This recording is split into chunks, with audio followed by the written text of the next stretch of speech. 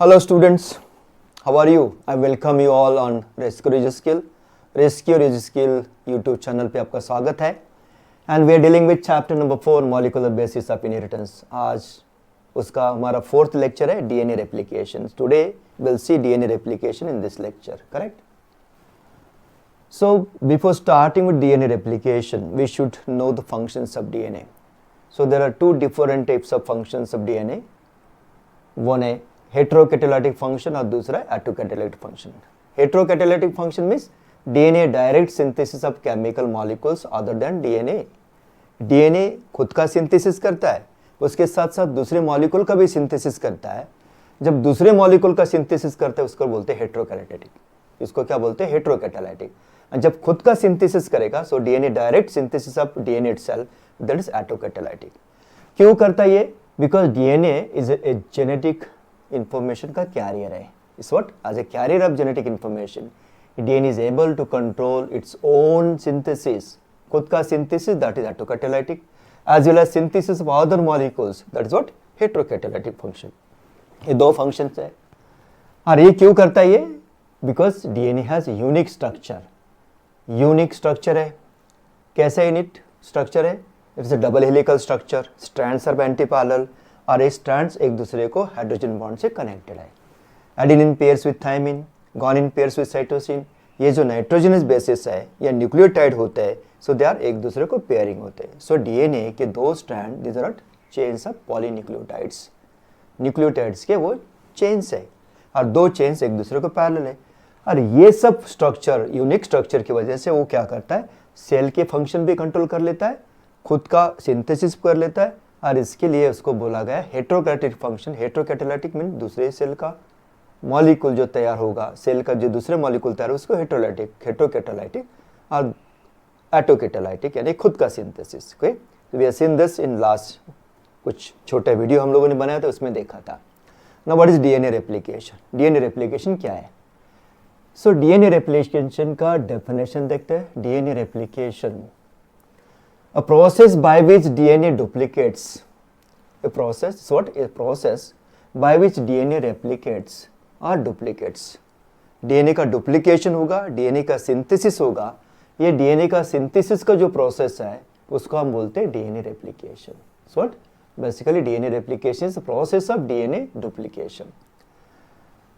And in this duplication, it forms, means DNA forms two identical copies.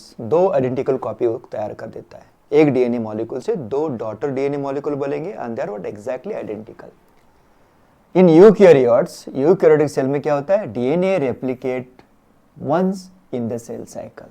Cell cycle में एक ही बार DNA duplicate होता है या replicate होता है. ओके, सेल साइकिल क्या है देखते, और कहाँ पर होगा ये duplication? So it occurs in S phase of the cell cycle. Now what is cell cycle? आपको पता है सेल साइकिल क्या है? Cell cycle is basically from formation of cell to the daughter cell formation. जो cell के अंदर पूरे event होते हैं, वो पूरे इवेंट सेल तैयार होने से फिर दो डॉटर सेल जब बनता है तो पूरे इवेंट्स उसमें रहता है, उसको बोलते हैं हम cell cycle. So suppose this is एक सिंगल सेल है, एक सेल से दो सेल्स होंगे. Okay, it can be mitosis. Mitosis duplicate हो जाता है, इसमें एक सेल से दो सेल बनते हैं. Suppose this is single cell, एक सिंगल सेल है, इसका न्यूक्लियस है ये सब. ओके, न्यूक्लियस है, एक सेल से क्या बनेगा? दो सेल्स बनेंगे. Okay, and this two daughter cells are identical. वो दो आइडेंटिकल होते हैं, करेक्ट. ये डॉटर सेल एक दूसरे से आइडेंटिकल होते हैं. So this is what parent cell and daughter cell. यहाँ से लेकर यहाँ तक जो पूरे इवेंट रहेंगे उसको बोलते हैं हम लोग cell cycle. Okay, now cell cycle में अलग अलग फेजेस होते हैं. There are different phases in this cell cycle. जैसे G1 फेज, ये एक G1 फेज है, दूसरा है S फेज, तीसरा है G2 फेज और चौथा है M फेज. ओके, सो चार फेजेस होते हैं सेल साइकिल में. समझ में? सो ये पूरा M फेज छोड़ के यहाँ से यहाँ तक all the phases come under interphase. इसको क्या बोलते हैं हम? इंटरफेज बोलते हैं. And this is M phase, this is dividing phase. So in interphase there is G1 phase, so growth 1, यहाँ पर सेल का ग्रोथ हो जाता है. S फेज, यहाँ पर DNA का सिंथेसिस यानी कि DNA का रेप्लिकेशन होता है. G2 फेज यहाँ पर होगा growth and preparation for mitosis, mitosis के लिए प्रिपरेशन होगा। और एम फेजेस ऑफ माइटोटिक और सेल डिवीजन फेज है। So this is the cell cycle. You have studied it in 11th में आप लोगों ने स्टडी किया है। वही सेल साइकिल यहाँ पर आप देखो कहाँ पर सिंथेसिस होता है डीएनए का। सो दिस इज द जो फेज है ये वाला, यहाँ पर डीएनए सिंथेसिस होता है, यहाँ से यहाँ तक, इसको बोलते हैं S phase. Okay, so it occurs in the S phase of the cell cycle. Okay, अभी ये डीएनए रेप्लिकेशन का एक मॉडल है, that's a semi conservative replication. Okay, और ये किसने प्रपोज किया ये मॉडल?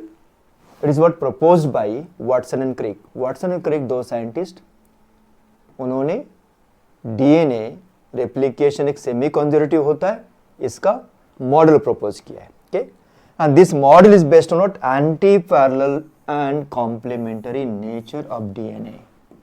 जो डीएनए के स्ट्रैंड्स होते हैं वह एंटी पैरेलल है, यानी कि एक स्ट्रैंड, अगर ये जो स्ट्रैंड है suppose this is 3 prime and, तो दूसरा एंड क्या रहेगा उसका 5 प्राइम। यहाँ पर ये ब्लू वाला स्ट्रैंड है, इसका अगर ये 3 प्राइम एंड है तो यहाँ पर उसका रहेगा 5 प्राइम एंड। सो एक इस डायरेक्शन में जाएगा तो दूसरे इस डायरेक्शन में आएगा, correct? So they are anti parallel.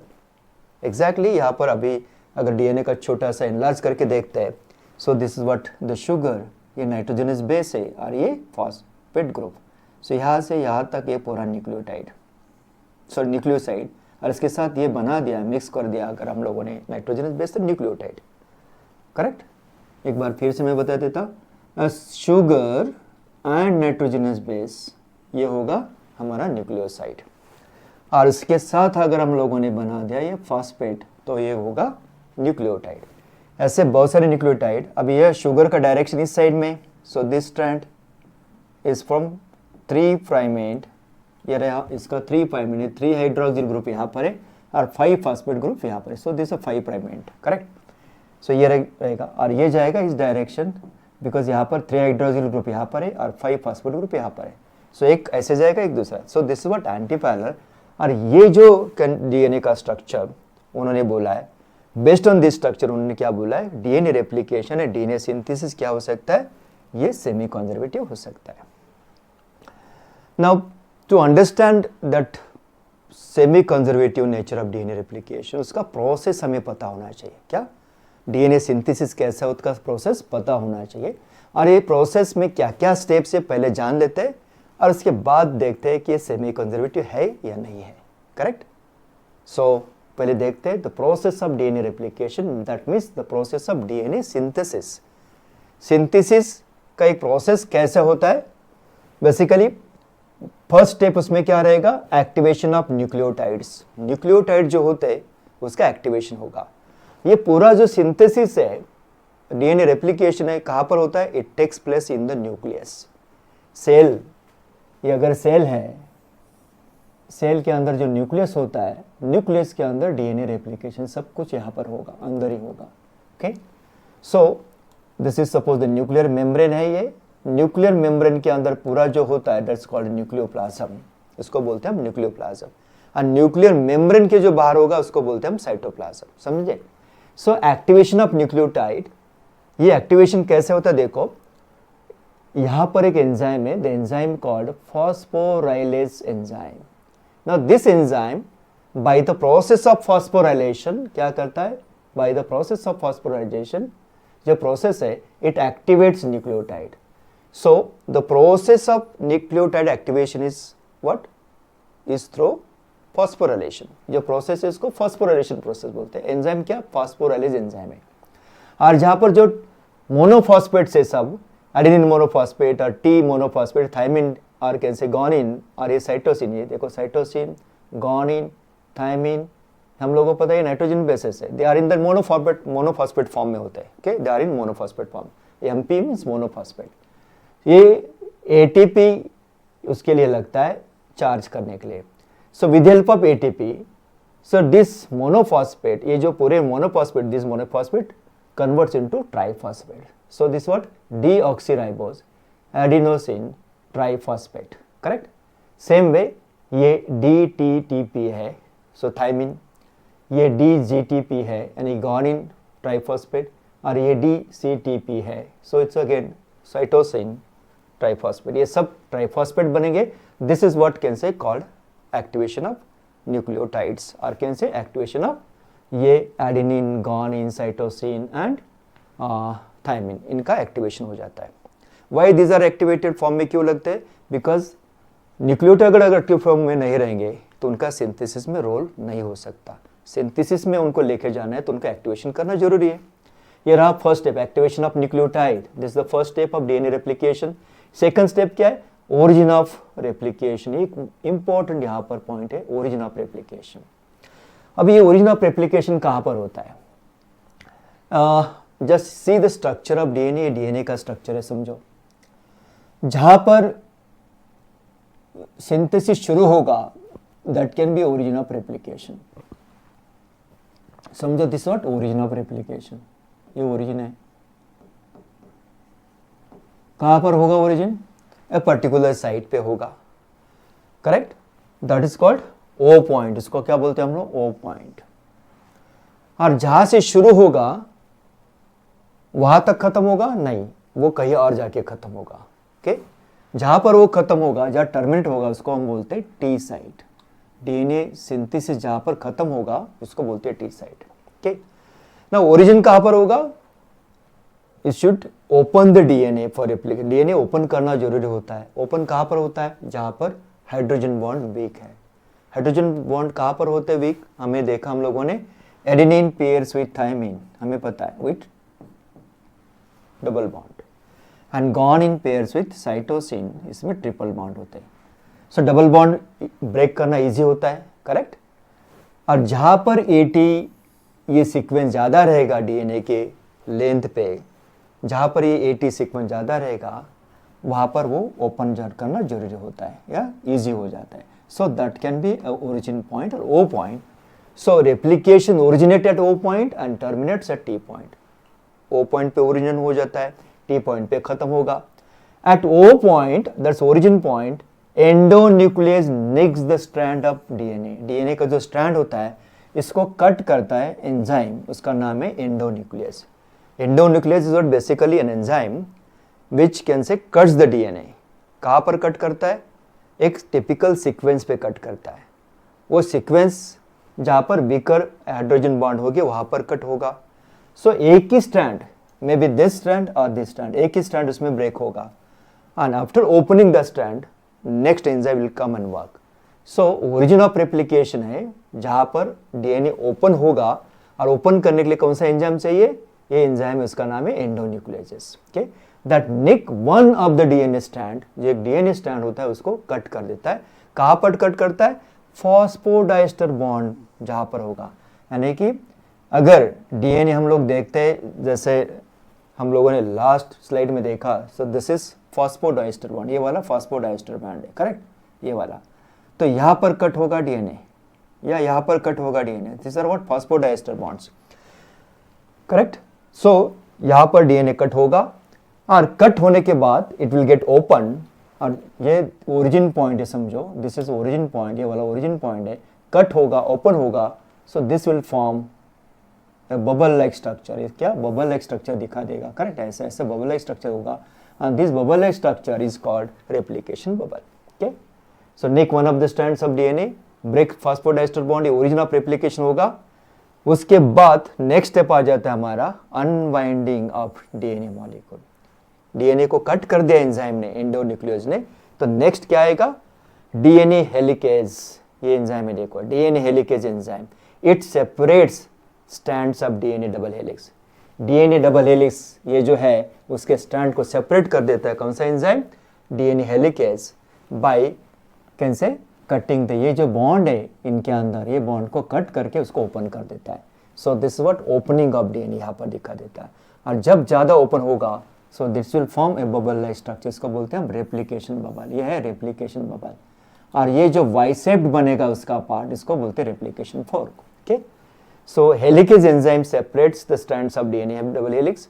A single strand binding protein, और एक प्रोटीन आ जाता है नेक्स्ट वाला, single strand binding protein, SSB बोलते हैं उसको, single strand binding protein. It prevents the recoiling of DNA strand. ये डीएनए ओपन होने के बाद वापस रिकॉइल हो सकता है. अगर रिकॉल हो जाएगा तो ये डीएनए सिंथेसिस होगा नहीं, सो इनको ओपन फॉर्म में रखना होता है। And for that some of the can say proteins they come here somewhere और इसको बाइंड कर देते हैं। इसको बोलते हैं हम लोग single strand binding protein, correct. ये जो सिंगल स्ट्रैंड को क्या करते हैं, बाइंड करके रखते हैं और बाइंड करके लिखते हैं कि वो फिर उसको कॉइलिंग में आने ना दे, correct. So this what single, इनका क्या में prevent recoiling of DNA strand, DNA strand का रिकॉइलिंग होने नहीं देता, इसको बोलते हैं हम लोग single strand binding protein. Third step हुआ, देखो पहले स्टेप्स में activation of nucleotide, second step origin of replication, third unwinding of DNA molecule और उनका स्टेबलाइजेशन। देन रेप्लिकेशन फोर्क, ये रेप्लिकेशन फोर्क अभी मैंने बोला, the Y-shaped structure formed when DNA double helix unwinds is called replication fork। कभी कभी ये definition आ जाता है या कभी कभी उसका meaning what is replication fork. So replication fork is what, Y-shaped structure, open होने के बाद ये जो स्ट्रक्चर बनेगा ऐसे Y-shaped स्ट्रक्चर, ये वाला, करेक्ट, ये ऐसा Y-shaped स्ट्रक्चर बनता है। This Y-shaped structure is called can say replication fork. यहाँ पर नाम दिया देखो अभी, ये रेप्लिकेशन फोर्क है। So this is the structure. ये कैसे बना, देखो एक और ये स्टैंड, दूसरा यहाँ से यहाँ पर, करेक्ट। तो ये Y-shaped बना, समझ में, ऐसे Y-shaped बना। सो इसको बोलते हैं रेप्लिकेशन। दिस साइड और दिस साइड आल्सो, इस साइड भी और इस साइड भी, दोनों साइड पे Y-shaped फोर्क आपको दिखाई देगा। This will grow in this side, ये इस साइड चला जाएगा ऐसे और ये इस साइड चला जाएगा। So DNA replication by directional होता है, दोनों साइड पे चला जाता है, करेक्ट। ओरिजिन होगा, दोनों साइड चला जाएगा, देखा हम लोगों ने अभी, okay. Now this replication fork, जहां पर अभी क्या होगा, डीएनए का सिंथेसिस होगा। जब रेप्लिकेशन फोर्क बड़ा होता है, so that time what happens, you know, ये डीएनए का जो कॉइलिंग है वो सुपर कॉइलिंग में कन्वर्ट हो जाता है, उसके ऊपर स्ट्रेस आ जाता है, स्ट्रेन आ जाता है और डीएनए यहाँ पर ब्रेक होने के चांसेस होते हैं।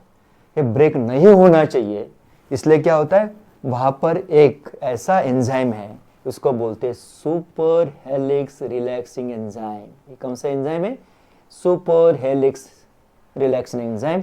It relieves unwinding of DNA का जो अनवाइंडिंग जो स्ट्रेन होता है उसको रिलीव कर देता है। क्या करता है, ये छोटा स्ट्रैंड को ब्रेक करेगा, वापस रिलैक्स करेगा और फिर वो छोड़ देगा, करेक्ट। इसको रिलीव करने का काम किसका है, सुपर हेलिक्स रिलैक्सिंग एंजाइम। ये क्या करता है, यहाँ पर सुपर हेलिक्स को रिलीव कर देता है। This is what the function of this enzyme.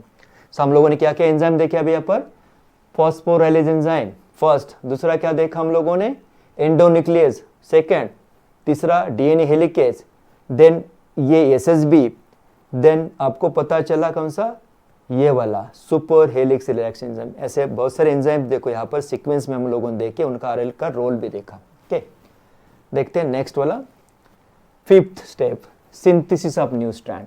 एक बार रेप्लिकेशन फोर्क बन गया, रेप्लिकेशन फोर्क बनने के बाद काम शुरू हो जाता है डीएनए सिंथेसिस का, और वहां पर और कुछ एंजाइम्स आ जाएंगे। सो पहला एंजाइम आएगा, सबसे इंपॉर्टेंट है, वो है आरएनए प्राइमेस, ये वाला। उसका रोल क्या है, DNA strands act as a mold template, बोलते ना, एक स्ट्रैंड ये टेम्पलेट करके यूज होगा, ये स्ट्रैंड भी आल्सो टेम्पलेट करके यूज होगा। इसमें दो अलग अलग स्ट्रैंड्स है, देखो ये वाला strand this will go like this, correct. यहाँ पर देखो इधर गया है, सो ये 5 प्राइम एंड इसका, करेक्ट, और ये 3 प्राइम एंड है एक स्ट्रैंड का, ये इसका ये 3 प्राइम एंड है और ये 5 प्राइम एंड है। इतना तो समझ में आएगा, अच्छी तरह लिख देता हूँ मैं, this is 5 prime and, so this is 3 prime and, one strand. इसका ये क्या है, 5 प्राइम एंड है और ये 3 प्राइम एंड है, करेक्ट। ये दो स्ट्रैंड्स है, okay. So DNA strands act as mold और टेम्पलेट्स को बोलते हैं हम टेम्पलेट। वो क्या करते हैं, पेरेंट स्ट्रैंड करके यूज होता है और उसके ऊपर नया स्ट्रैंड सिंथेसिस होता है, okay. Synthesis that's what, nucleotide addition, जो हम लोगों ने बोला था, एक्टिवेशन ऑफ न्यूक्लियोटाइड। साइटोप्लाज्म में सब न्यूक्लियोटाइड है, वो सब न्यूक्लियोटाइड साइटोप्लाज्म से क्या करेंगे, जैसे ए, आपको पता है कौन से न्यूक्लियोटाइड है, एडेनिन ट्राइफॉस्फेट हम लोग, ओके, टी, जी, सी ये सब न्यूक्लियोटाइड कहाँ होते हैं, ये न्यूक्लियोप्लाज्म होते हैं सेल के न्यूक्लियस के अंदर। एक एक न्यूक्लियोटाइड यहाँ पर आ जाएगा और जो यहाँ पर उसका कॉम्प्लीमेंट्री होगा उसके अगेंस्ट उसका कॉम्प्लीमेंट्री न्यूक्लियोटाइड आके सेट हो जाएगा। करेक्ट। सो इसके लिए क्या लगता है हमें सबसे इंपॉर्टेंट, आरएनए प्राइमेज एंजाइम लगता है। दिस आरएनए प्राइमेज एंजाइम का क्या काम होता है, आरएनए प्राइमेज एंजाइम का काम क्या होता है, दैट प्लेस आरएनए प्राइमर्स, क्या करता है वो, एक छोटा आरएनए प्राइमर यहाँ पर लगा देता है। दिस इज आरएनए प्राइमर, ये क्या है, RNA primer.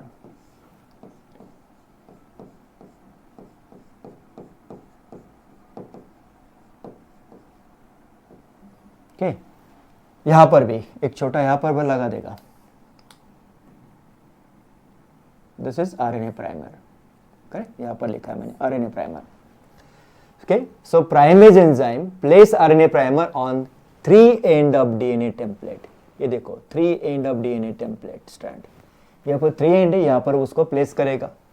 RNA primers attracts free nucleotides from the nucleoplasm. ये जो फ्री न्यूक्लियोटाइड्स होते हैं इनको अट्रैक्ट करने का काम किसका होता है, आरएनए प्राइमर का होता है। एंड देन एक एंजाइम आ जाता है that is called DNA polymerase. ये एंजाइम आएगा, so this enzyme will can say run, यहाँ पर आ जाएगा, यहाँ से फिर यहाँ तो चला जाएगा, जाते जाते एक एक न्यूक्लियोटाइड को सेट करते जाएगा। Okay, so it will add the nucleotide. उसका काम ही है, डीएनए पॉलीमरेज का काम क्या है, वो न्यूक्लियोटाइड को ऐड कर देता है।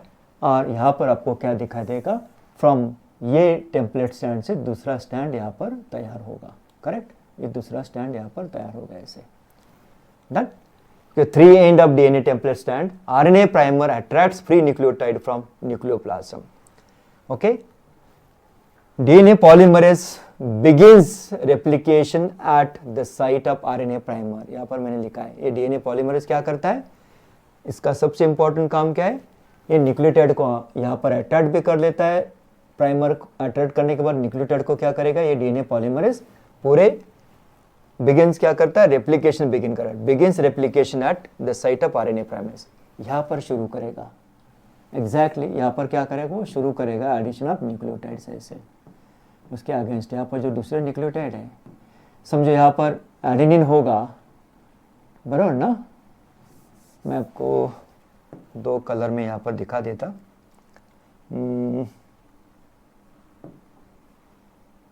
ओके, अगर यहाँ पर एडेनिन होगा तो यहाँ पर आएगा थायमिन।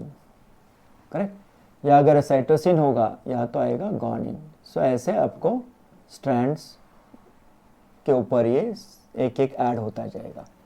ओके, जी टी तो ये होगा सी ए, ऐसे ऐड करते जाएगा। और एडिशन का काम कौन करता है, ये DNA polymerase. So this is the enzyme which adds nucleotide. देखो, DNA polymerase begins the replication at the site of RNA primer. The DNA polymerase moves along the template, ऐसा मूव हो जाता है, and adds nucleotide complementary to DNA template. इसका complementary यानी कि ये will always pair with T. Adenine रहेगा तो थायमिन वहाँ पर आ जाएगा, साइटोसिन रहेगा तो गुआनिन आ जाएगा। सो कॉम्प्लीमेंट्री न्यूक्लियोटाइड्स वहाँ पर ऐड हो जाएगा। And this will go on कैसे adding nucleotides, cytoplasm sorry nucleoplasm से लेगा ऐड करते जाए, न्यूक्लियोप्लाज्म से लेगा ऐड करते जाएगा। करेक्ट, ये काम उसका है। सो सिंथेसिस यानी पॉलीमराइजेशन, यानी कि पॉलीमर तैयार हो जाता है, उसके अगेंस्ट यहाँ पर पॉलीमर तैयार होगा और ये कंटिन्यूस होगा। ओके, एंड दैट्स वाई ये जो स्ट्रैंड है 5 to 3 ये होता है ना, हमें यहाँ पर दिखाई देता 5 to 3 यहाँ पर प्राइम है। ये जो स्ट्रैंड है इसका सिंथेसिस 3 प्राइम से शुरू हो जाएगा and will go towards what 5 prime. Okay, अब देखो यहाँ पर DNA polymerase moves along the template and adds nucleotide complementary to DNA template. यहाँ पर मैंने एक नोट नीचे आपके लिए लिखा है, DNA polymerase reads DNA template strand in 3 to 5 direction. कहाँ रीड करेगा, ऐसा उल्टा रीड करेगा ये। So this will go from this side to this side, 3 to 5 direction में रीड करेगा वो। Okay, 3 to 5 direction. However, the new DNA strand is produced in 5 to 3 direction. ये जो 5 डायरेक्शन होगा यहाँ पर, ये 5 है, 5 प्राइम एंड है इसका, क्योंकि 3 प्राइम एंड है, 3 का कॉम्प्लीमेंट रहेगा 5, तो यहाँ से शुरू हो गया ये, this is the 3 prime and, ऐसे सिंथेसिस होगा। रीड क्या करेगा वो, 3 to 5 रीड करेगा, बट सिंथेसिस कैसे होगा, 5 to 3 होगा, ये समझ लो। द सेम वे यहाँ पर भी सिंथेसिस हो जाता है, बट दिस सिंथेसिस थोड़ा सा डिसकंटिन्यूस होता है। Okay, a short fragment is synthesized in the 5 to 3 direction. ये 5 प्राइम है, ये 3 प्राइम है, उसका सिंथेसिस हो गया। और ये देखो इसका जो 3 एंड है और ये 5 एंड है, शुरू यहाँ से होगा, यहाँ पर जाएगा, बट ये जो सेगमेंट होता है बहुत छोटा तैयार होता है। आयरन प्राइमर के ऊपर ही होगा, छोटा होगा, करेक्ट। इसलिए इनको क्या बोला गया है, आगे देखते हैं। इनको बोला गया है leading strand and lagging strand. समझ लेते हैं अभी लीडिंग स्ट्रैंड क्या है, लैगिंग स्ट्रैंड क्या है। सो ध्यान में रखो, लीडिंग स्ट्रैंड ये वाला and lagging strand. Okay, the DNA template strand DNA template strand with 3 prime end, कहाँ है 3 prime end, देखो continuous synthesis towards the fork, 3 prime end, ये जो 3 prime end है वाला, यहाँ से continuous synthesis होगा 5 to 3 डायरेक्शन, ये 5 डायरेक्शन है नया स्ट्रैंड का, और ये 3 डायरेक्शन है इसका नया का, सो इस डायरेक्शन में सिंथेसिस होगा। ये जो सिंथेसिस होगा ये कंटिन्यूस होगा, इसको बोलते हैं हम leading strand. Okay, continuous synthesis towards the fork. Towards the fork में फोर्क जहाँ शुरू हो जाता है वहाँ दिस डायरेक्शन, इस डायरेक्शन में सिंथेसिस होगा टुवर्ड्स फोर्क, करेक्ट। फोर्क की तरफ सिंथेसिस होता है, जैसे जैसे फोर्क ओपन होता जाएगा वैसे वैसे सिंथेसिस यहाँ पर चला जाएगा, इसको बोलते हैं लीडिंग स्ट्रैंड। इसका कंटिन्यूस सिंथेसिस होता है, कंटिन्यूस एडिशन हो जाता है पॉलीन्यूक्लियोटाइड्स का, और न्यूक्लियोटाइड्स का बोलते हैं, कौन करता है, पॉलीमरेज एंजाइम। अभी लैगिंग स्ट्रैंड क्या है, डीएनए टेम्पलेट स्ट्रैंड विथ 5, ये वाला DNA template strand with 5 and, correct, discontinuous synthesis away from the fork. ये डिसकंटिन्यूस सिंथेसिस है। हम लोगों ने देखा था छोटा स्ट्रैंड हुआ, फिर दूसरा स्ट्रैंड हुआ, यहाँ पर देखो ये पहला वाला दूसरा, फिर वापस आ जाता है दूसरा स्ट्रैंड करता है, फिर वापस चलाता है तीसरा स्ट्रैंड करेगा। So it will can say add continuously, नहीं तो डिसकंटिन्यूसली, छोटा स्ट्रैंड फिर छोटा स्ट्रैंड फिर छोटा, ऐसा ऐड करता जाएगा एक एक। Okay, another short fragment is synthesized behind the first. ये पहला वाला है, ये दूसरा वाला, ये तीसरा वाला है, चौथा, ऐसा एक एक छोटा छोटा स्ट्रैंड ऐड होता जाएगा। This is very interesting. Okay, discontinuous synthesis away from the fork. ये फोर्क के तरफ नहीं कहा जाता है, इस साइड चला जा रहा है, ये कहा रहा है इस साइड आ रहा है, ओके, अपोजिट डायरेक्शन में जा रहा है। Okay, so discontinuous synthesis away from the fork. The DNA synthesis on lagging strand forms small fragment called Okazaki fragment. इनको क्या बोलते हैं हम लोग, Okazaki fragment. Okazaki fragment ये नाम दिया गया साइंटिस्ट के नाम के ऊपर से। एक जो ओकाजाकी साइंटिस्ट हैं उन्होंने पहली बार इसको रिपोर्ट किया, और उनके नाम से इस फ्रैगमेंट को क्या बोला गया, Okazaki fragments. Okay, so these are what, discontinuous strands, छोटे छोटे सेगमेंट्स तैयार हो जाते हैं डीएनए के ऑन लैगिंग स्ट्रैंड। सो अभी देखो लीडिंग स्ट्रैंड कौन सा है, this is the leading strand, correct, and this is the lagging strand. ये लीडिंग स्ट्रैंड है और ये लैगिंग स्ट्रैंड है, समझे। सो ये जो डायरेक्शन रहेगा देखो, यहाँ से शुरू हो जाता है ये वाला, दिस इज लीडिंग स्ट्रैंड, और ये शुरू हो जाएगा आपका और यहाँ जाएगा, this is lagging strand, correct. So ये आपको समझना है अच्छी तरह, leading strand, lagging strand. Okay, और मैच्योरेशन ऑफ ओकाजाकी फ्रैगमेंट इसमें आ जाता है 6th पॉइंट में, लीडिंग स्ट्रैंड, लैगिंग स्ट्रैंड में ओकाजाकी फ्रैगमेंट का मैच्योरेशन कैसे होता है। अभी डीएनए पॉलीमरेज एक और एंजाइम जो बोला ना हमने सिंथेसिस में, वही एंजाइम क्या करता है, आरएनए जो प्राइमर्स होते हैं ये प्राइमर्स को रिमूव करने का काम करता है, कौन, डीएनए पॉलीमरेज। हम लोगों ने देखा है छोटे छोटे आरएनए प्राइमर्स होते हैं, यहाँ पर जो प्राइमर्स मैंने ऐसे कलर से दिखाए थे उधर, छोटे छोटे प्राइमर्स, ये वाले, ये जो प्राइमर्स थे इसको रिमूव करने का काम करता है DNA polymerase. So DNA polymerase removes the RNA primers and DNA polymerase 1, दूसरा एंजाइम है पॉलीमरेज का number 1 form, adds nucleotide. Prokaryotes में क्या होता है, डीएनए पॉलीमरेज 1 होता है, और यूकैरियोट्स में होता है डीएनए पॉलीमरेज अल्फा। ये पॉलीमरेज अल्फा यूकैरियोट्स में काम करता है एंड पॉलीमरेज 1 प्रोकैरियोट्स में काम करता है। थोड़ा डिफरेंस ध्यान में रखो, कभी कभी इसके ऊपर क्वेश्चन पूछा जाता है कि प्रोकैरियोट्स में कौन सा पॉलीमरेज 1 न्यूक्लियोटाइड को ऐड कर देता है, कहाँ पर, गैप्स में, जहाँ पर आरएनए प्राइमर्स निकाला था वहाँ पर। ओके, ये जो गैप्स अभी आरएनए प्राइमर निकल गया, उसके जो गैप्स रह जाते उसको सील करने का काम करता है नेक्स्ट वाला enzyme, that is DNA ligase. So DNA ligase combines Okazaki fragment. ये जो ओकाजाकी फ्रैगमेंट्स होते हैं, ऐसे मैं आपको एक छोटा सा यहाँ पर डायग्राम निकाल के दिखा देता चाहिए तो यहाँ पर ये फ्रैगमेंट्स थोड़ा सा प्राइमर्स छोटे छोटे, उसके ऊपर स्ट्रैंड्स तैयार होंगे।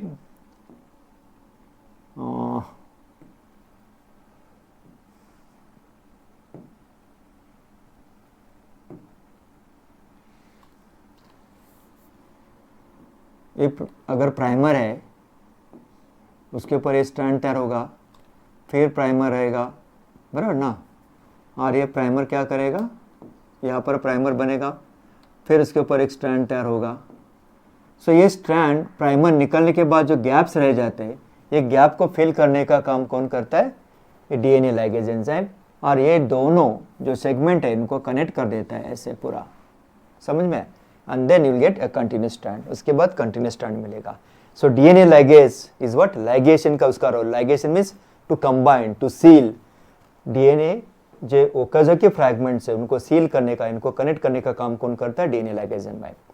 So DNA replication always occurs in 5 to 3 direction, बराबर ना, कभी भी हर एक स्ट्रैंड पे 5 यानी यहाँ से यहाँ, यहाँ से यहाँ, ये 5 to 3 डायरेक्शन है, ये भी 5 to 3 डायरेक्शन है, ऐसे डीएनए सिंथेसिस होगा।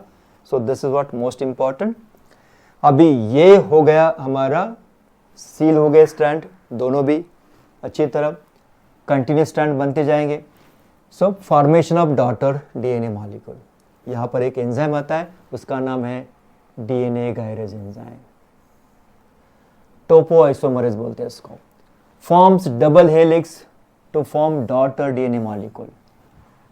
अब ये रेप्लिकेशन फोर्क है, करेक्ट, ये क्या है, रेप्लिकेशन फोर्क है हमारा, ये वाला डीएनए सिंथेसिस हो रहा है, यहाँ पर कंटिन्यूस है, यहाँ पर डिसकंटिन्यूस है, बाद में वो सील किया जाता है, एंड देन एक पेरेंट स्ट्रैंड और दूसरा नया स्ट्रैंड, इसका बनेगा एक छोटा डीएनए मॉलिक्यूल।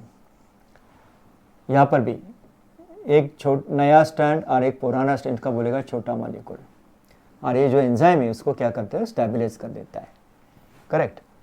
सो ये पॉलीमरेज एंजाइम है, ये भी पॉलीमरेज ऐड करेगा, ये न्यूक्लियोटाइड से, ये भी न्यूक्लियोटाइड से, देखो यहाँ पर ये न्यूक्लियोटाइड से। So new strand, parent strand, ये दोनों मैंने यहाँ पर लिखा, एक न्यू स्ट्रैंड एक पैरेंट स्ट्रैंड, यहाँ पर पैरेंट स्ट्रैंड एक न्यू स्ट्रैंड है। ओके, सो ये जो पैरेंट स्ट्रैंड है ये न्यू स्ट्रैंड है, यहाँ पर देखो ये वाला पैरेंट स्ट्रैंड है और ये वाला न्यू स्ट्रैंड है, उसके ऊपर कॉम्प्लीमेंट्री स्ट्रैंड अभी तैयार हो गए। सो नया पैरेंट वाला, ये 2 स्ट्रैंड, यहाँ पर भी 2 स्ट्रैंड है।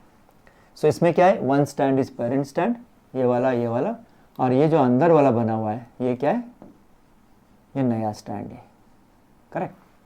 सो हमें एक क्या मिला है, वी गॉट 2 स्ट्रैंड्स नाउ, इसमें 2 स्ट्रैंड हमें मिले। कौन से वाले 2 स्ट्रैंड मिले, ये बाहर वाला, ये वाला, ये भी बाहर वाला होगा, और यहाँ पर क्या बना है, हमारा न्यू स्ट्रैंड बना है, और यहाँ पर क्या बना है, हमारा न्यू स्ट्रैंड बना है। So this is new, this is new, और ये वाला ओल्ड है, ये वाला ओल्ड है। सो डीएनए मॉलिक्यूल जब नया तैयार होगा तो 2 डॉटर मॉलिक्यूल होंगे from a single molecule. Okay, single molecule से 2 मॉलिक्यूल बनेंगे, और ये रहा रेप्लिकेशन फोर्क, करेक्ट, ये से ओपन होता जाएगा और नया सिंथेसिस होता जाएगा। दिस इज व्हाट कैन से formation of daughter molecule. DNA gyrase का रोल है, टोपोआइसोमरेज का, वो डीएनए स्ट्रैंड को स्टेबलाइज कर देता है, 2 डॉटर मॉलिक्यूल तैयार करता है। Each daughter molecule of DNA has 1 parental strand, 50% क्या है, ओरिजिनल है, parental, and newly synthesized strand is 50%. This indicate that DNA replication is semi conservative replication. वही वाटसन एंड क्रिक ने बोला था, अगर डीएनए सिंथेसिस होगा तो कैसे होगा, सेमी कंजर्वेटिव रेप्लिकेशन प्रोसेस से होगा। सेमी कंजर्वेटिव मीन्स यानी कि 50% स्टैंड जो parental strand they are conserve as it is, ऐसे कि ऐसे वो उनको कॉन्जर्व किया गया, ऐसे ऐसे उनको प्रिवेंट किया गया, उसके ऊपर नए स्टैंड बने। जैसे डीएनए स्टैंड सेपरेट हो गए, okay, so this parental, this is also parental, ये वैसे के वैसे है, और इसके ऊपर क्या हुआ, नया स्टैंड सिंथेसिस, यहाँ पर नया स्टैंड सिंथेसिस हो गया। दैट्स वाई 50% इसमें क्या नया है और 50% पुराना है। दैट्स व्हाट सेमी कंजर्वेटिव, यानी पूरा कंजर्वेशन नहीं है, आधा कंजर्वेशन है। Okay, this is what the DNA replication. अब समझते हैं डीएनए रेप्लिकेशन एक सिंगल फिगर के सहारे, एक सिंगल स्लाइड में कैसे होता है। जैसे एक मैं आपको क्या बताया, थोड़ा सा रिपीट कर लेते हैं। डीएनए रेप्लिकेशन क्या क्या स्टेप्स है हम लोगों ने देखे। एक्टिवेशन ऑफ न्यूक्लियोटाइड्स, न्यूक्लियोटाइड्स कहाँ पर होते हैं, न्यूक्लियोटाइड होते हैं न्यूक्लियोप्लाज्म में, न्यूक्लियस के अंदर। वो सब न्यूक्लियोटाइड क्या होंगे, यहाँ पर उनका एक्टिवेशन हो गया है। सो एटीपी के सारे उनका एक्टिवेशन हो जाएगा। डन।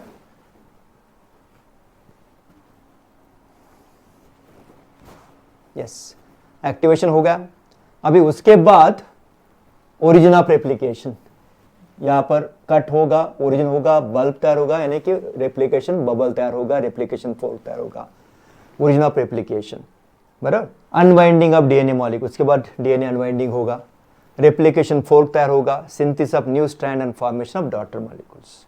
ओके, वहाँ पर देखो एक एक एक्टिवेशन ऑफ न्यूक्लियोटाइड, हमें कुछ एंजाइम्स लगते हैं, phosphorylase enzyme, endonuclease to cut the DNA, एक डीएनए का से क्या बोलते हैं, स्टैंड कट करने के लिए एंडोन्यूक्लियस चाहिए, nicks one DNA strand, sugar phosphate diphosphodiester bond को कट कर देता है। DNA helicase unwinds DNA, double helix से उसको ओपन कर देने का काम, अनवाइंड काम करने का कौन काम करता है, DNA helicase. SSB protein, stabilize single strand को स्टेबलाइज करने के लिए क्या होता है, ये प्रोटीन मॉलिक्यूल होते हैं, उनको क्या करना है, अनवाइंड होने नहीं देना है। सुपर हेलिक्स रिएक्शन एंजाइम, ये क्या करता है, रिलीज सुपर कोइलिंग स्ट्रेन जो होता है, स्ट्रेस आ जाता है सुपर, उसको रिलीज करने का काम करता है। आरएनए प्राइमेज, ये आरएनए प्राइमर को सेट कर देता है 3 हाइड्रोक्सिल साइड पे। Okay, then DNA polymerase, addition of nucleotides in synthesis of DNA, DNA nucleotides को न्यूक्लियोप्लाज्म से लेके अट्रैक्ट करने के बाद प्राइमर उसको अट्रैक्ट कर देता है, ये उनको सेट कर देता है सीक्वेंस में, complementary to parental strand. DNA polymerase 1 और DNA polymerase alpha, replacing nucleotides, RNA primer site पे उनका क्या काम है, ये डीएनए पॉलीमरेज आरएनए प्राइमर को भी निकाल देता है, और उनके साइड पे नया सिंथेसिस करने का काम कौन करता है, ये आरएनए पॉलीमरेज 1 प्रोकैरियोट्स में, यूकैरियोट्स में डीएनए पॉलीमरेज 1 यूकैरियोट्स में, गलत हो गया, DNA polymerase 1 in prokaryotes and DNA polymerase alpha eukaryotes में काम करता है। ओके, जो क्या करेगा, जहां पर गैप है उनको सिंथेसिस करेगा, और उनको सील करने का यानी कि फ्रेगमेंट जोड़ने का काम कौन करता है, लाइगेज एंजाइम, लाइगेशन का काम यानी कि जोड़ने का काम करेगा DNA ligase. DNA gyrase topoisomerase क्या करेगा, डीएनए डबल हेलिक्स फिर से बनाएगा यहाँ पर, यानी कि क्या करेगा, डॉटर मॉलिक्यूल को स्टेबलाइज कर देगा। So these are the enzymes. कितने एंजाइम देखो, 1 2 3 4 5 6 7 8 9 एंजाइम से, और 10वां enzyme for activation of nucleotide से 10 एंजाइम यहाँ पर यूज होता है, डिफरेंट उनका रोल रहेगा। यहाँ पर देखते देखो अभी ये रेप्लिकेशन फोर्क है, सिंगल स्टैंड बाइंडिंग प्रोटीन यहाँ पर काम कर देते हैं, ओके। हेलिकेज, ये वाला हेलिकेज है, ओपन कर देता है। प्राइमेज यहाँ पर प्राइमर को सेट कर देता है, आरएनए प्राइमर। डीएनए पॉलीमरेज क्या करेगा, सिंथेसिस करेगा, बराबर ना। आपने देखा सिंगल स्टैंड प्रोटीन यहाँ पर है, ये पॉलीमरेज, ये लीडिंग स्टैंड है आपका, ये वाला लीडिंग स्टैंड, इसका सिंथेसिस कैसे होगा, इस साइड होगा। ये लैगिंग स्टैंड है, इसमें डिसकंटिन्यूस सिंथेसिस होगा, डीएनए पॉलीमरेज 1 डीएनए लाइगेज इसको लगता है सील करने के लिए। सो this is what A summary diagram and these are what all the enzymes required for synthesis of DNA.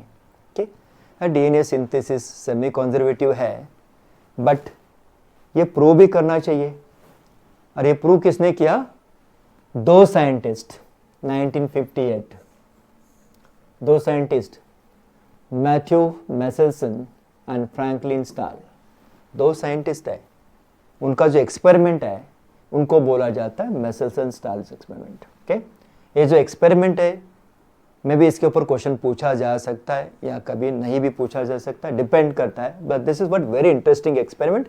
Experiment कैसा देखो, इस एक्सपेरिमेंट से उन्होंने क्या किया, DNA replication is semi conservative. Okay, ये कंजर्वेटिव नहीं है, डिस्पर्सिव नहीं है, ये सेमी कंजर्वेटिव, उसका प्रूफ इन्होंने दिया है 1950 में।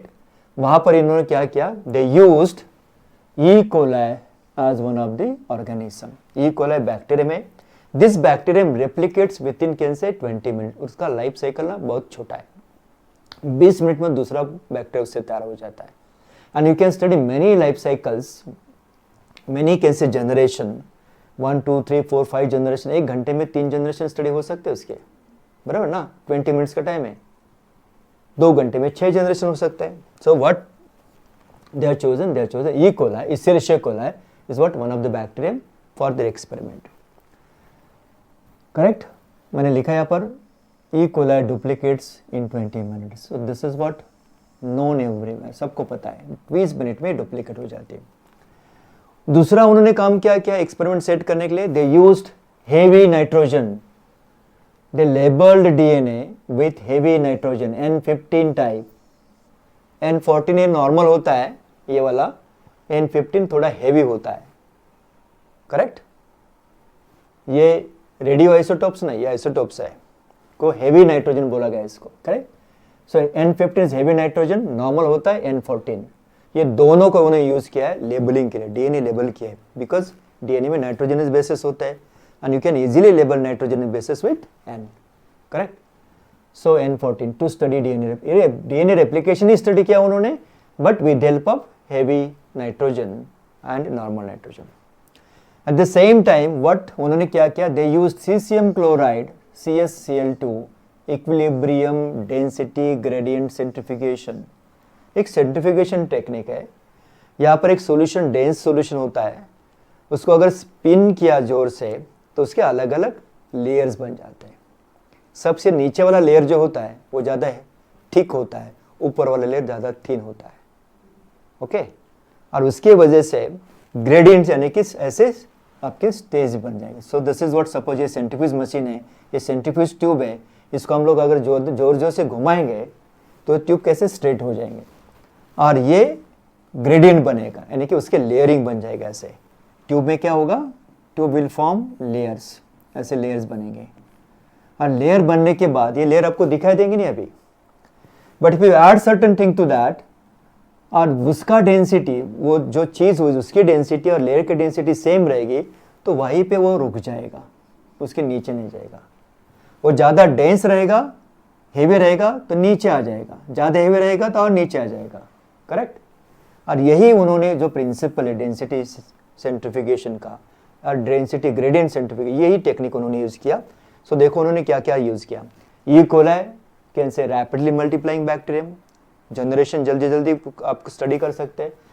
हेवी नाइट्रोजन, तीसरा डेंसिटी ग्रेडियंट, ये 3 टेक्निक एक साथ यूज़ किए उन्होंने, ठीक। और इसमें जो एक्सपेरिमेंट उन्होंने बनाया इसके अलग अलग स्टेप्स है, एक एक स्टेप हम देखते हैं क्या क्या क्या। पहला what they did, E. coli was grown in a medium containing N15 for several generations। बहुत सारे जनरेशन उन्होंने क्या किया, N15 में ग्रो किया। So suppose this a petri plate, हमारी पेट्री प्लेट में ये सब मैंने रेड कलर से E. coli दिखाया, ये E. coli उन्होंने ग्रो किया and then this E. coli will transferred to the class. यहाँ पर जो मीडियम है, कल्चर मीडियम, यहाँ पर है नाइट्रोजन, उनका जो नाइट्रोजन है, कौन सा नाइट्रोजन है, ये N15 टाइप का नाइट्रोजन है, उस पर उन्होंने क्या किया, ये बैक्टीरिया डाल दिए and this bacteria multiplied for many generation, several generation.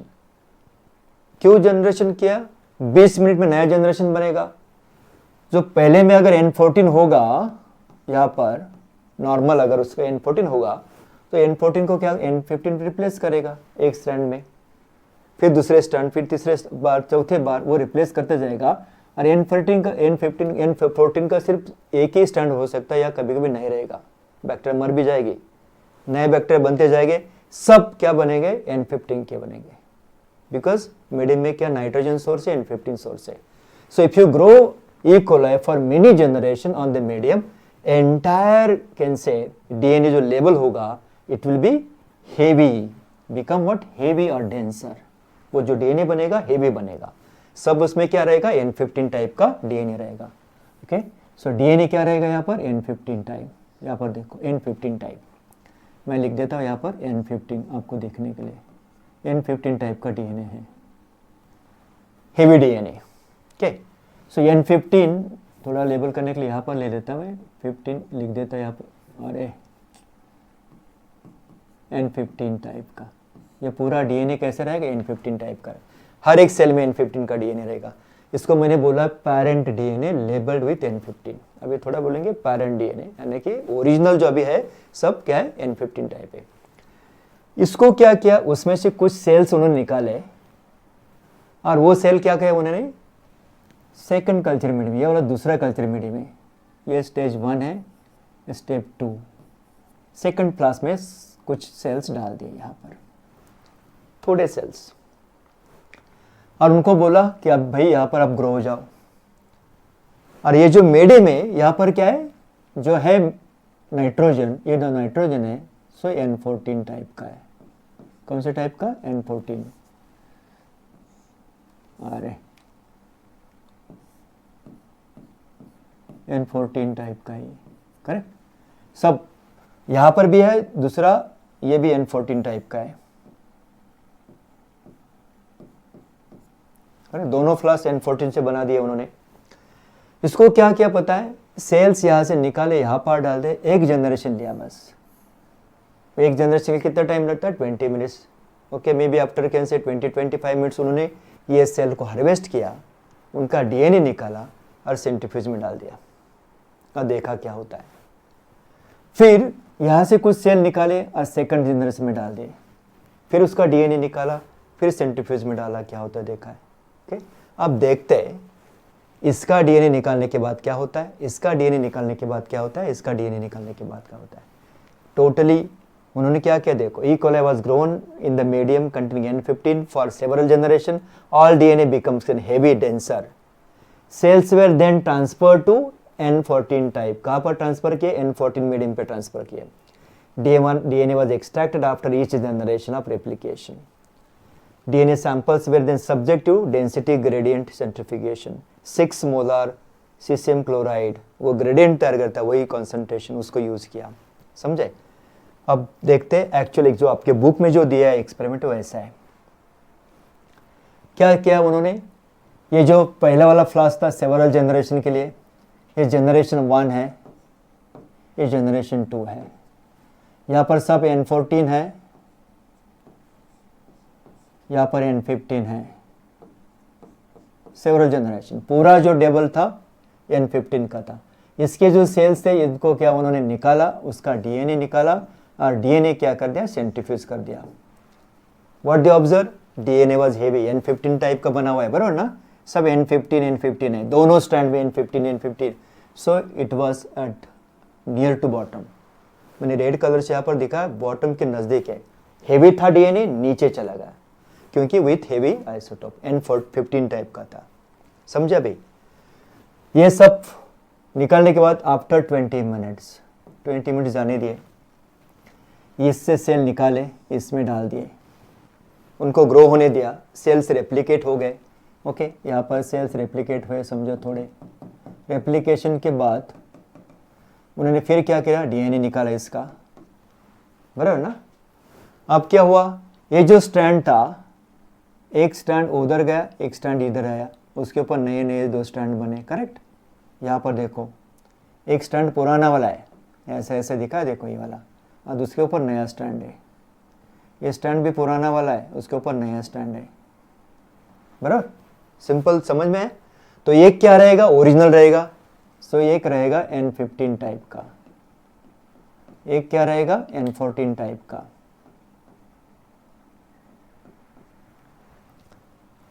नए स्टैंड में एक रहेगा N14 टाइप का, एक रहेगा N15 टाइप का। समझे। तो अब क्या हुआ, ये डीएनए एक्सट्रैक्ट करने के बाद उन्होंने क्या किया, सेंट्रीफ्यूज में डाला, उसको स्पिन किया, तो उनको मिला यहाँ पर एक स्ट्रैंड, यहाँ पर मिला। ये नीचे था, उसके थोड़ा ऊपर मिला। नीचे वाला अगर यहाँ पर होगा तो ये ऊपर है, समझे। सो दिस इज द पोजीशन, ये जो पोजीशन है इसकी, उसके थोड़ा ऊपर ये मिला है। क्यों मिला ऊपर पता है आपको? क्योंकि इसमें N14 N15 हाइब्रिड डीएनए यहाँ पर क्या है, सही, DNA separated based on density, parent E coli DNA band was near bottom of the tube, जो पहले वाला था। After first generation DNA band was intermediate, थोड़ा ऊपर आया, नीचे नहीं है। इंटरमीडिएट क्यों है बाद में देखते हैं हम, इंटरमीडिएट क्यों बोला, थोड़ा ऊपर आया, okay, in the density. Hybrid DNA molecule था, वन स्ट्रैंड 15N था और दूसरा स्ट्रैंड 14N का था। सो ये वाला तो इतना हेवियर नहीं था, वो आधा हेवी था आधा हल्का था, इसलिए थोड़ा सा ऊपर आया, वो ऊपर के स्टार्टा में जुड़ गया। आफ्टर सेकंड जनरेशन, ये सेकंड जनरेशन G2 के बाद क्या हुआ, 2 bands appeared, one intermediate hybrid DNA and one light N14 मेल। यहाँ पर कितने बैंड मिले उसको, 2 मिले। सो ये रहा N14 का और ये रहा N14 प्लस N15 का, ये हाइब्रिड का यहाँ पर नीचे, यानी कि इसी लेवल पे उनको एक मिला है और एक नया और मिला यहाँ पर। क्यों मिला ये नया? सो ये पूरा N14 टाइप का है, करेक्ट, ये सब N14 टाइप का, और ये कैसे 14 प्लस 15N, ये मिक्सचर है। अगर हम तीनों एक ट्यूब में डालते डीएनए, इसका इसका और इसका, तो क्या मिलता था आपको, एक ट्यूब में क्या मिलता था आपको, ऐसे अगर ट्यूब होगा सेंट्रीफ्यूज ट्यूब ये वाला, तो इसमें क्या बनता है, एक नीचे, बीच में उसके ऊपर दूसरा और उसके ऊपर और तीसरा, ऐसे 3, एक लाइट वाला, ये हाइब्रिड वाला और ये डेंस वाला, ऐसे 3 मिलते। दिस इंडिकेट दैट अगर इसमें हम लोगों ने बोला आधा आधा है, इसमें तो देखो ये नया नया वाला पूरा एक नया बना और ये पुराना वाला एक बना। सो this is what N14 type नया कंप्लीट, ये 14 टाइप नया कंप्लीट एकदम नया बना, और इसमें हाइब्रिड है N14 N15, इसलिए 2 कलर से दिखा है, करेक्ट। जो ओरिजिनल वाला एक है और नया उसके ऊपर बना है, ये वाला और ये वाला। सो कंप्लीट N14 के नए 2 स्टैंड मिले, हाइब्रिड वाले 2 मिले, इसलिए यहाँ पर 2 बैंड है। यहाँ पर हाइब्रिड एक ही टाइप है, सो यहाँ पर एक ही बैंड है। ये पूरा डेंस है, सो एक ही बैंड है। तीनों को मिला देंगे तो 3 बैंड आपको मिलेंगे। So this indicate that DNA replication is semi conservative, means हर एक डीएनए में आधा नया आधा पुराना है, समझे। So with help of the heavy nitrogen Messels and Stahl, they proved that the DNA replication is semi-conservative. So experiment supported the semi-conservative replication. Each new strand molecule has one old and one new strand. नया जो DNA molecule बनेगा इसमें एक नया यानी कि नया stand रहेगा, पुराना स्टैंड। जो वाटसन एंड क्रेग ने बोला था DNA मॉडल, जो DNA मॉडल उन्होंने जो बोला था कि DNA replication is semi-conservative, same Messels and Stahl ने क्या बोला है, with experiment on E. coli, they proved that the DNA replication is semi-conservative. So this is what we have seen, DNA replication and the proof for DNA replication. हम लोगों ने दोनों आज देखा. So this is what I think interesting part, molecular biology का सबसे interesting part है DNA replication, और ये आपको दिया गया है molecular basis of inheritance में. So study from this video, video से आप स्टडी करो, और आप ये भी कर सकते हैं कि इसमें स्टडी करने के लिए खाली इतना ही नहीं, तो आपको और कुछ मटेरियल लगेगा तो you can go through the book, text book से देखो, रेफरेंस बुक से देखो, बट मोस्ट प्रोबेबली उसके ऊपर जो क्वेश्चन आएंगे may be related to enzyme, उनके रोल, रेप्लिकेशन फोर्क, बराबर ना, ये सब ये आपको स्टडी के लिए आ सकते हैं। May be small answer question, single line answer question, short answer question, long answer question के ऊपर आ सकते हैं। Okay, so learn from this video and definitely you'll get some knowledge and better understanding from this video. So subscribe the channel and definitely अपने दोस्तों को, अपने friends को video का लिंक दे दो, ओके, उनको फ़ायदा ज़रूर होगा। So thank you very much.